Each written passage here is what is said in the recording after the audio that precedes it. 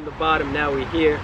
And from the bottom, now my whole team here. Started from the bottom, now we're here. See? I'm not cool.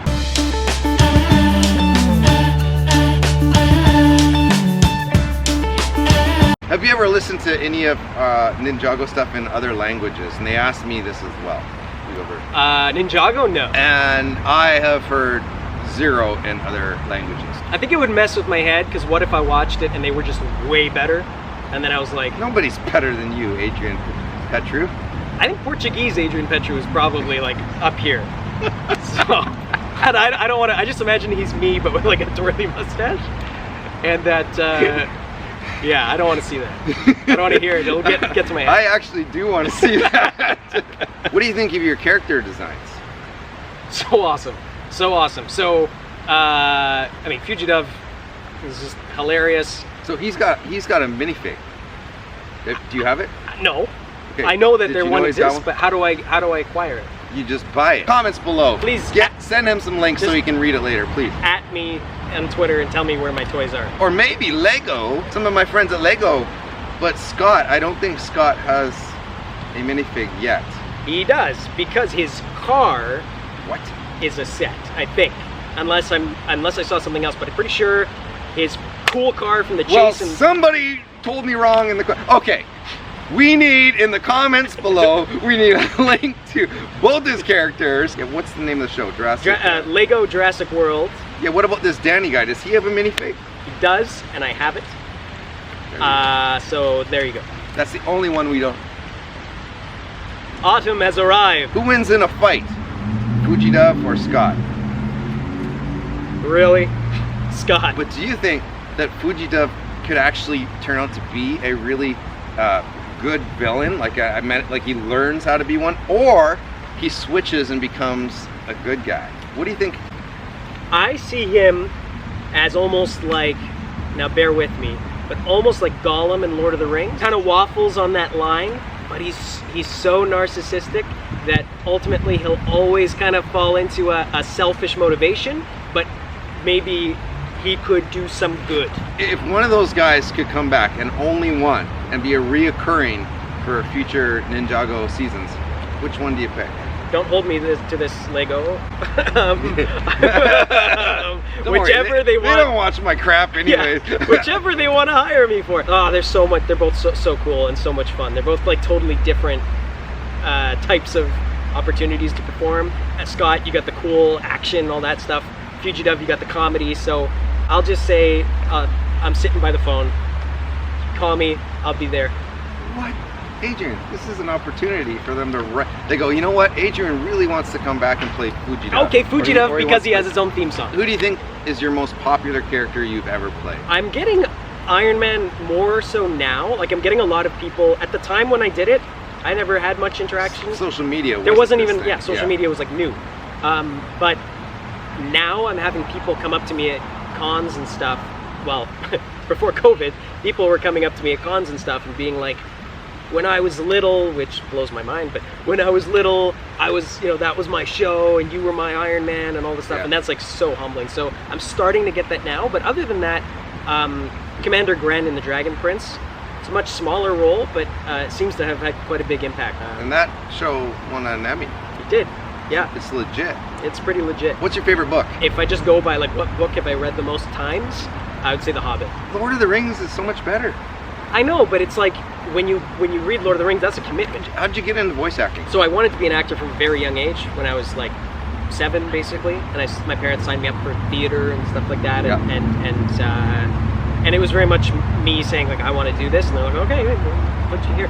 And then I had some theater teachers, to make a long story short, that recommended that I get an agent when I was maybe about 10 or 11, and so then we got an agent. My parents helped me, and I got signed to an agency. And then all that was happening was I was just getting sent to toy commercials, and I just wasn't that kind of kid. Like I was a huge nerd. Cool to be a nerd now. Back then, like nobody was gonna cast me in a toy commercial. After a couple of years, my mom suggested to me,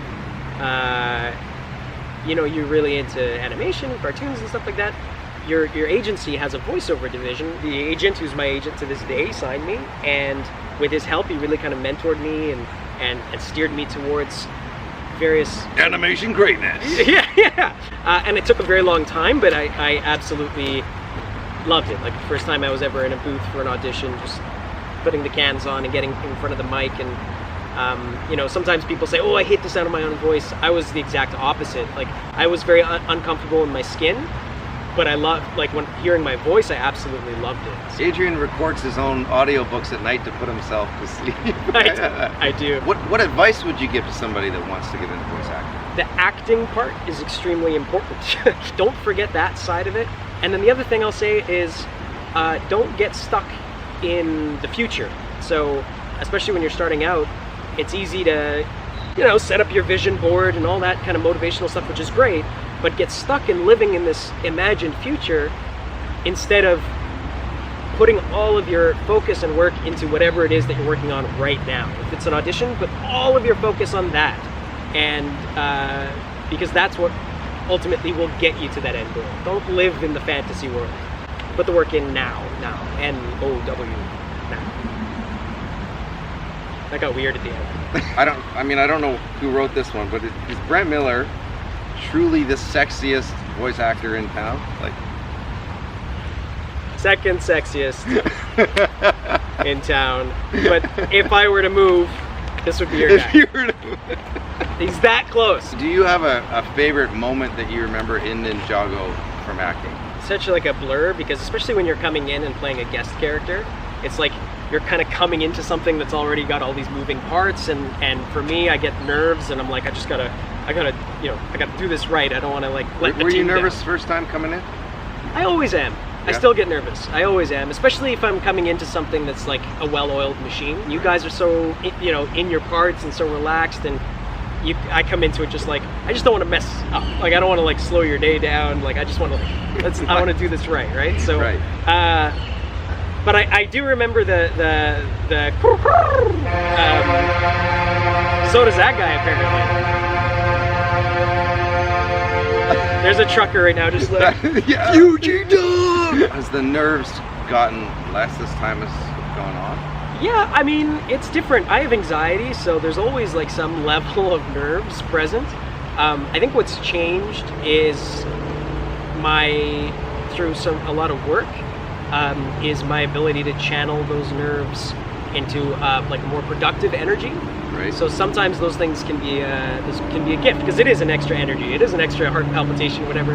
And you know, when you're doing, it really smells like fish all of a sudden. But anyways, that time it was me. Wow. I remember the day, and you came into the room, but you know everybody there. Yeah. You're going around shaking our hands, hugging a few of us, that sort of stuff. It's like pre-COVID. Hey, man. Pre-COVID. Yeah, pre-COVID. And you're like, hey, we're all super excited for you to be there. Yeah. Doesn't that help? Oh no, that does help. It doesn't. It's not like a. I think it's when it comes from a creative place sometimes, when it's like, I've got something that I've had brewing, and my performances always feel somewhat personal to me, you know, like, because it's something like I'm making active choices about, and I've rehearsed.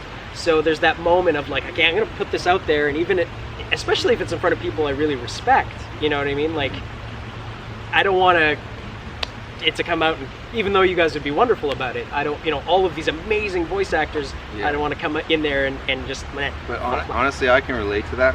Yeah. I've changed my mind frame around that over the years. But when you're in a room full of really talented people, it's easier just with a director in you. Yeah. You always feel like you're with your A game. Yeah. But if you screw up around 10 really good people, you're like, oh, they all heard that screw up. And then you do it again, and you're fumbling your words. And Zane has had like paragraphs of like technical jargon that sometimes is a mouthful, and I'm like, well, that's going to be a bad paragraph. But I've tried to switch that in my mind. Yeah. To like not worry about them. Coolest live action role you've done? I really enjoyed being on Van Helsing last season.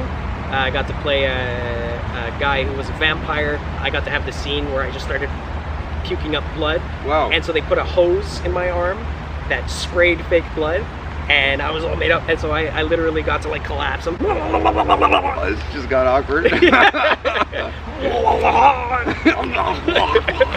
Oh, excuse me, mother with her children. I'm just interviewing this guy. Congratulations on the newborn.